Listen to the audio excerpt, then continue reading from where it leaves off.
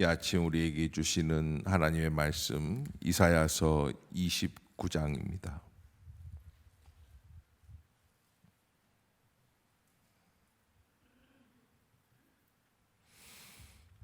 1절부터 한 절씩 교독하도록 하겠습니다.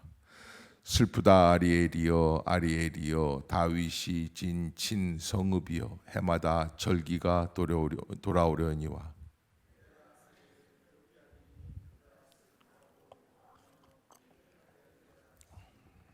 내가 너를 사면으로 둘러 진을 치며 너를 애워 대를 쌓아 너를 치리니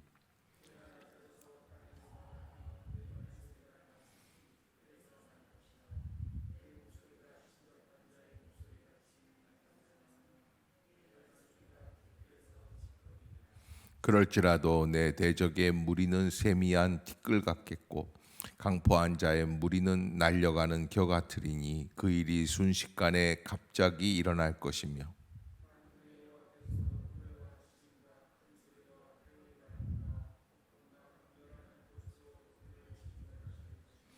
아리엘을 치는 열방의 무리 곧 아리엘과 그 요새를 쳐서 그를 곤고하게 하는 모든 자는 꿈같이 밤에 환상같이 되리니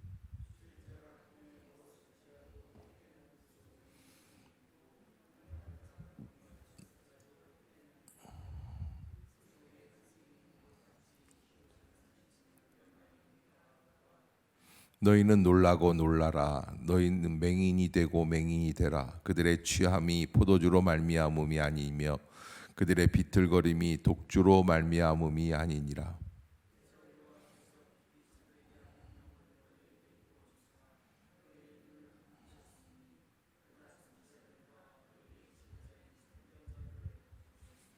그러므로 모든 계시가 너희에게는 봉한 책의 말처럼 되었으니 그것을 글 아는 자에게 주며 이르기를 그대에게 정하노니 이를 읽으라 하면 그가 대답하기를 그것이 봉해졌으니 나는 못 읽겠노라 할 것이요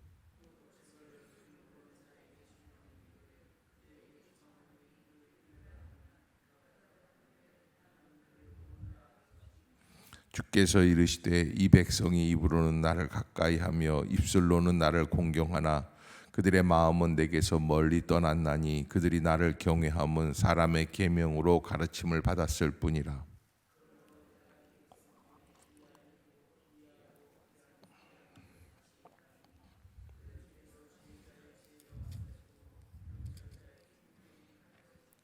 자기의 계획을 여호와께 깊이 숨기려 하는 자들은 화 있을진저 그들의 일을 어두운 데서 행하며 이르기를 누가 우리를 보랴 누가 우리를 알랴 하니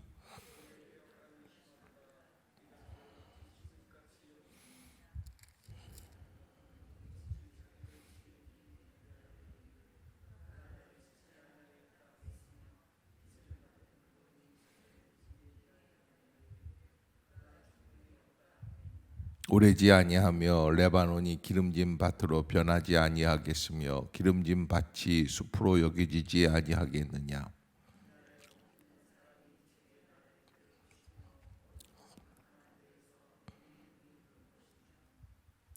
겸손한 자에게 여호와로 말미암아 기쁨이 더하겠고 사람 중 가난한 자가 이스라엘의 거룩하신 이로 말미암아 즐거워하리니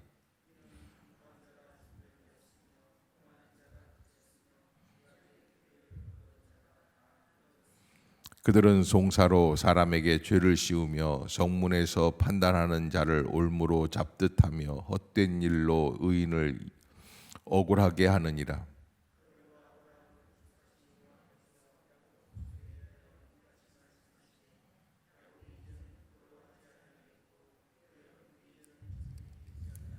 함께 봅니다.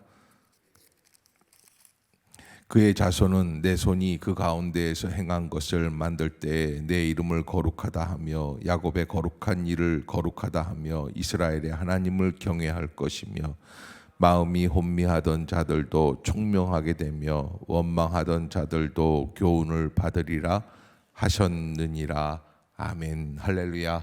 이 아침 주의 전을 찾으신 여러분들에게 하나님의 은혜와 평강이 함께 하시기를 축복합니다. 예루살렘, 하나님이 선택한 믿음의 성, 그 성에 통곡하는 이야기, 그 영욕의 세월, 역사 뭐 이렇게 표현할 수 있는 그런 슬픈 이야기가 바로 예루살렘에 대한 이야기가 29장에 기록이 되어 있습니다.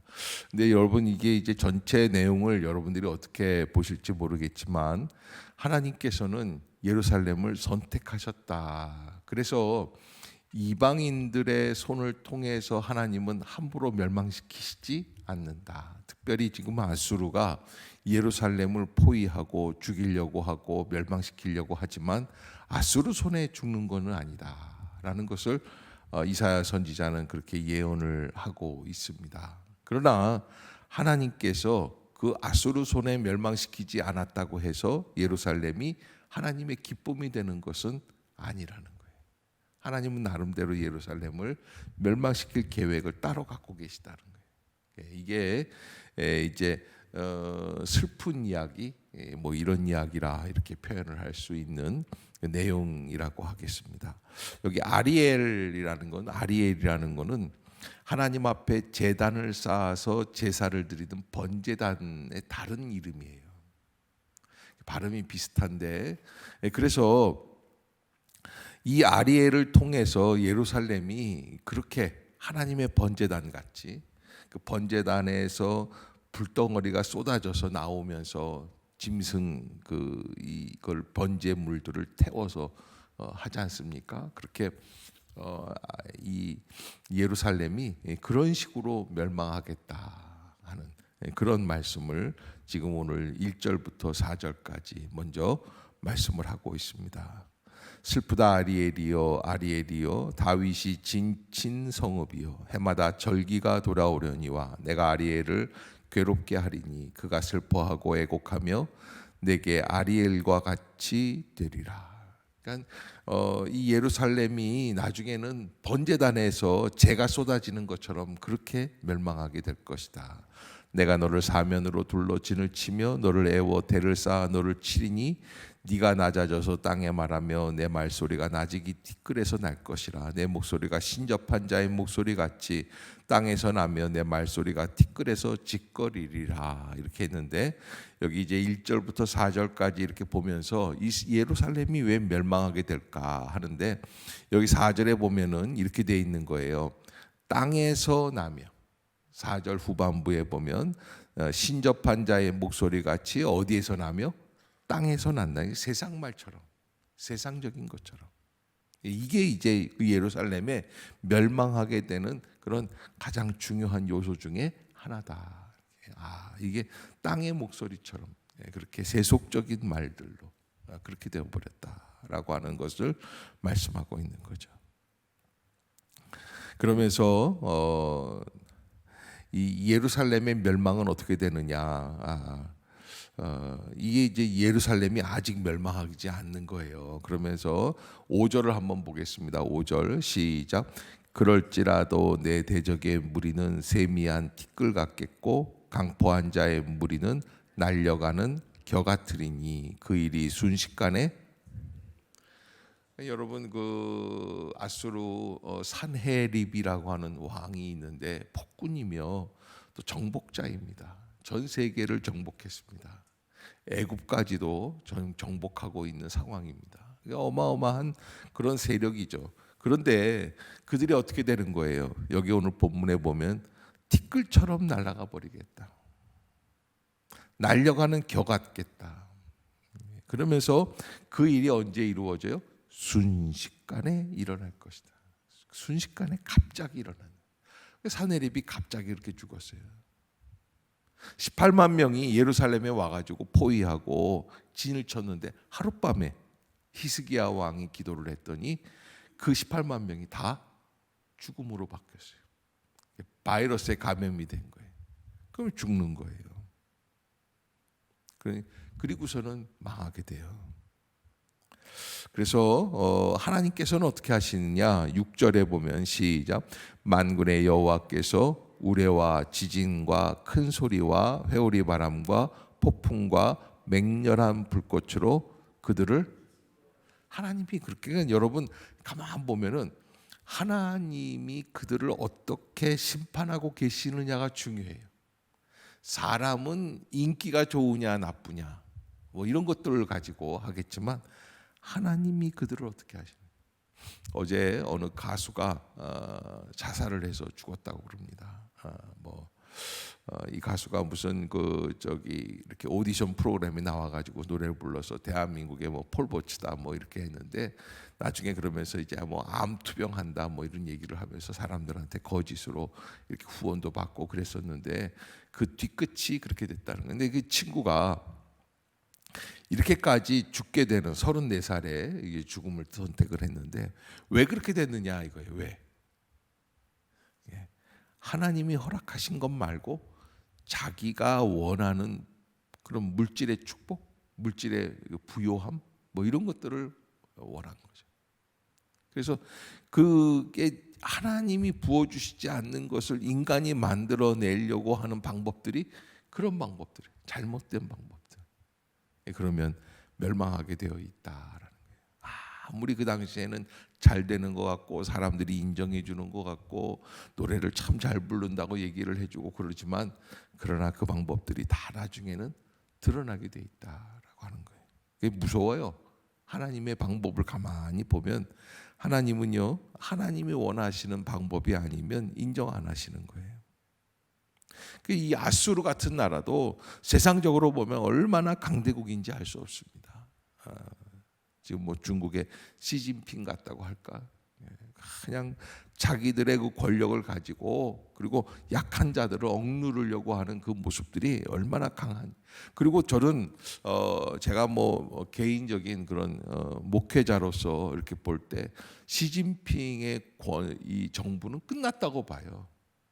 저는 뭐 이렇게 여기에서 지금 뭐 중국의 멸망사를 말하려고 하는 건 아니지만 그 하는 행동이 딱 보면요, 세계적으로 역사적으로 이렇게 봤을 때 교회의 십자가를 내리고 없애고 핍박하고 잘된 정권이 없어요. 제가 무슨 막 악에 받쳐서 하는 얘기가 아니에요. 저거는 망했구나 이렇게 생각할 수밖에 없어요. 안 될 거예요. 저는 그래서 뭐 27년, 28년 이렇게 해서 시진핑이 이제 5번째 이제 이렇게 집권 시기로 넘어간다고 그러는데 별로 걱정을 안 해요. 아마 그 전에 끝나지 않을까 싶은 생각들. 근데 아마 이런 걸 미국 CIA에서 알지 모르겠는데 저는 이걸 딱 보면은 알 수 있어요. 아, 저 사람은 끝났구나. 두고 보세요. 어떻게 되는지. 그래서 이렇게 가만 보면은 하나님이 인정하고 있느냐 아니면 사람들이 인정하고 있느냐. 나중에 맨 마지막에 그 연세대학교 철학과 교수 김영석 교수라고 하는 분이 그 유명한 얘기가 있잖아요. 그 6.25 때인데 부산에 내려가서 캠퍼스를 열어가지고 그래서 시험을 보는데 거기에서도 이제 그 입시를 치르는 거예요, 전쟁통에. 그런데 이제 그 김영석 교수가 이렇게 나가가지고서는 이제 학생들을 이렇게 하는데 한 학생이 눈에 띄는데 이 학생이 시험을 치르는데 보니까 아주 경건하게 그 교실에서 기도를 너무 간절히 하고 답을 쓰는데 하나도 안 맞더래요. 그러니까는 이 김영석 교수가 보니까 이거 저 날라리 같은. 그러면서 막 화가 치르는 거죠. 철학과 교수니까 신학과 교수면은 괜찮을 텐데 철학과 교수를 이렇게 봤을 때 야, 얘는 이거 엉터리. 그러면서 뭐라고 생각하냐면 야, 이런 식으로 엉터리로 답을 써놓고 기도를 한다고 하나님 들어주시나? 그렇지 않아요. 그 무책임한 일 아니에요. 그러니까 이 철학과 교수 내가 이래서 이렇게 신앙적으로만 열심히 이런 거를 싫어하는 거 뭐 이렇게 판단하고 비난하고. 그런데 교실에서 시험 치를 때만 기도한 게 아니라 시험 끝나고 나가서도 또 얼마나 그 집에 안 가고 그 마당에서 학교에 다니게 해달라고 기도를 하는지 모르겠더래. 근데 그게 너무 안 좋게 보이는 거예요. 그분한테는 왜 저런 식으로 믿지? 저렇게 하지? 그래서 김현석 교수가 그랬대요. 보다 못해서 이봐, 속으로는 자넨 떨어졌어. 그러면서 이제 들어가. 이제 집에 가요. 괜찮아. 하나님이 알아서 하시겠지. 뭐 이렇게 얘기하면서 이제 보내려고 하는데 총장이 부르더래요. 그래서 이제 어느 정도 시험 다 끝난 다음에 이제 정리하고 총장한테 가가지고서 보고를 하는 게 오늘 몇 명이 왔는데 몇 명이 왔다. 총장님이 가만히 이렇게 창밖을 이렇게 바라보시더니 이런 얘기를 하시더래요. 전쟁 가운데 있는데 그래도 우리 학교가 뭐라고 이렇게 여기 부산에 와서 캠퍼스를 열었는데 그렇게 많은 학생들이 전쟁의 이 어려운 시기에도 입학을 해줬구나. 너무 고맙지 않아? 그러면서 뭐라 그러냐면 이 정원보다는 좀 뭐다 전쟁터니까. 예.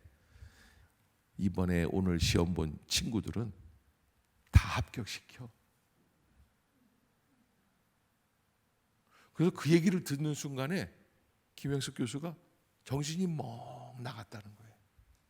자기는 지금까지 그 천진난만한 그 학생, 실력은 개뿔도 없으면서 기도만 하는 그 학생을 얼마나 그냥 아주 우습게 보고 저런 사람들은 안 된다, 저거 떨어진다 막 그랬는데 그 순간에 결정이 나는 거예요. 인생을 가만히 보면 인생이라는 거는 하나님에게서부터 시작되어서 하나님의 인정을 받고 있는지 사람의 인정만 원하고 있는지 달라요. 여러분, 하나님이 부어주시는 은혜와 축복은 달라요. 내가 막 억지로 만들어서 꾸며놓고 하는 그런 인위적인 축복이 아니라는 거예요. 아수르는 그렇게 멸망할 거예요.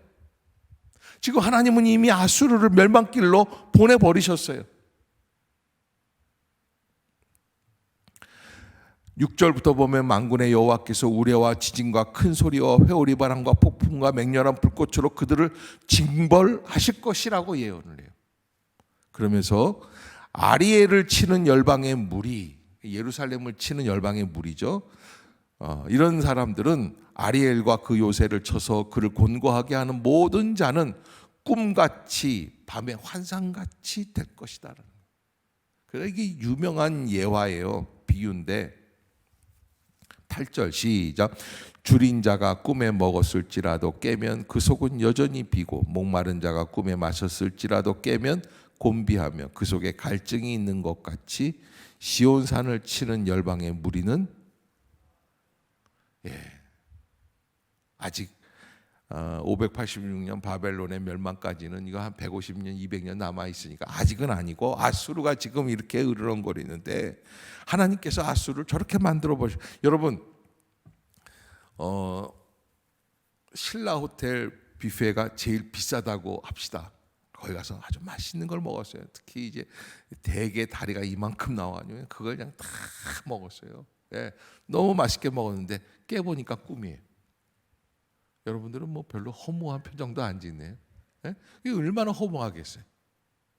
그런데 마치 그런 것처럼 세계 열방의 강대국들의 포악함을 그렇게 날려버리시겠다는 거예요. 지금 그들은 전 세계를 붙잡고 호령하고 그냥 군대들을 동원해서 사람들을 짓밟고 있지만 그렇게 정복한 땅들이 꿈에 먹고 깨면 여전히 허전한 것처럼 그렇게 만들어 버리시겠다. 하나님의 방법이죠. 그러니까 인간이 정복하는 것은 아무것도 아니다. 그렇게 하나님이 하시고, 특히 이제 이미 아수르에 의해서 북이스라엘은 어떻게 됐습니까? 722년에 멸망당했습니다. 가슴 아픈 일이죠. 그러면 722년에 북이스라엘이 훨씬 군사적으로 경제적으로 앞서 있지만 멸망했어요. 그럼 예루살렘 남유다 왕국도 이제 멸망할 게 뻔한 거예요. 숫자적으로 보면 그래요. 그런데 하나님은 그렇지 않을 거라는 거예요. 그래서 아수르가 꿈에 먹었을지라도 깨면 그 속은 여전히 비고 목마른 자가 꿈에 마셨을지라도 깨면 곤비하며 그 속에 갈증이 있는 것 같이 시온산을 치는 열방의 무리가 다 그와 같을 것이다. 그렇게 된다는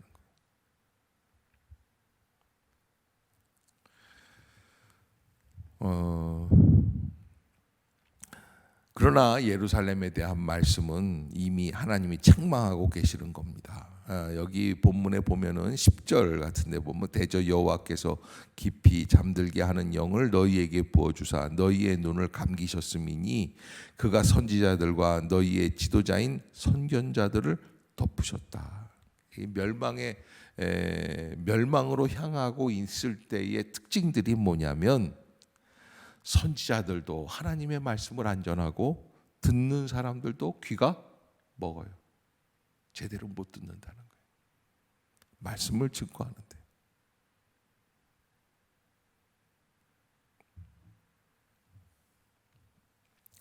그래서 이렇게 한다는 거예요. 11절 시작. 그러므로 모든 계시가 너희에게는 봉한 책의 말처럼 되었으니 그것을 아는 자에게 주며 이르기를 그대에게 청하노니 이를 읽으라 하면 그가 대답하기를 그것이. 그러니까 여러분 멸망을 향해서 나아갈 때 특징이 뭐예요? 말씀이 귀하다는 거예요. 진정한 말씀. 과거에는 말씀을 들으면서 통곡하고 눈물로 회개하고 은혜로 깨닫기를 원했어요. 요즘은요 말씀을 듣는 것이 무슨 공부하는 것처럼 하려고 그래요. 노트는 해요. 그러나 마음의 감동은 사라져요. 내가 변화받으려고 해요. 그러나 안 돼요. 변화가 안 되게끔 돼 있어요. 그래서 예루살렘에 주시는 말씀이 13절에 보면 주께서 이르시되 이 백성이 입으로는 나를 가까이하며 입술로는 나를 공경하나 그들의 마음은 내게서 멀리 떠났나니 그들이 나를 경외함은 사람의 계명으로 가르침을 받았을 뿐이다. 그래서 이 13절에 그 사람의 계명으로 가르침을 받았다라는 거는 이거는 아무리 위대한 말씀을 들어도 다 어떻게 받아들이는 거예요? 사람의 말로만 받아들여요. 그러면 이런 멸망이 오게 되는 거예요. 인간적인 이야기들.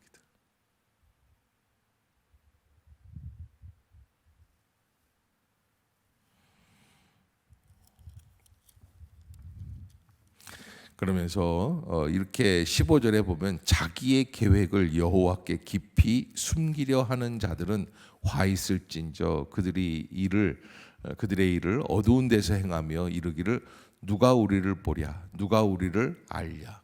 그러니까 뭐 대단한 무슨 전략 회의 하는 것처럼 우리가 이렇게 해서 이렇게 해서 뭐가 될 것이다라는 이거 다 어렵다는 거예요. 잘못될 것이다.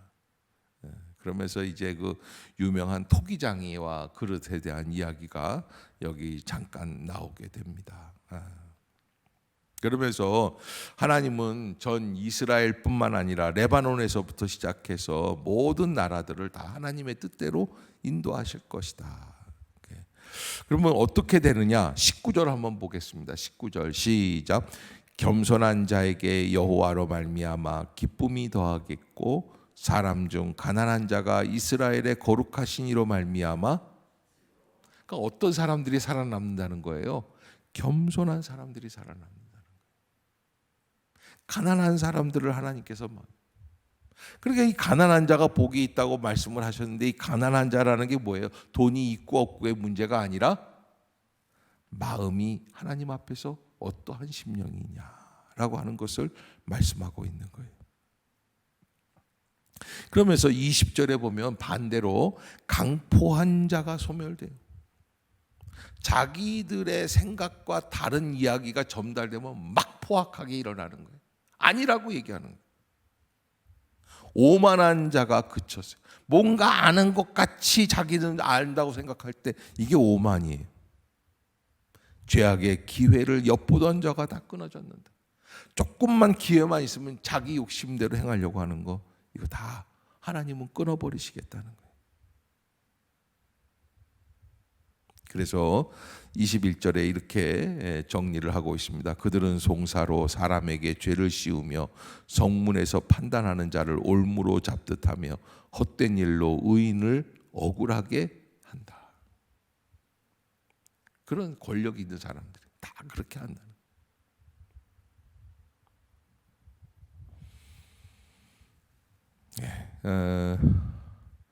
그래서 하나님께서는 이런 말씀을 결론적으로 내리시는 거죠. 22절부터 23절, 24절인데 22절 먼저 한번 볼까요? 시작.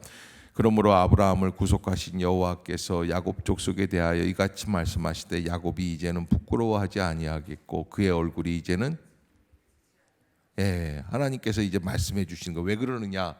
23절 24절 제가 아까 분명히 23절부터 같이 읽자고 했는데 지들 순서가 아니라고 안 읽더라고요.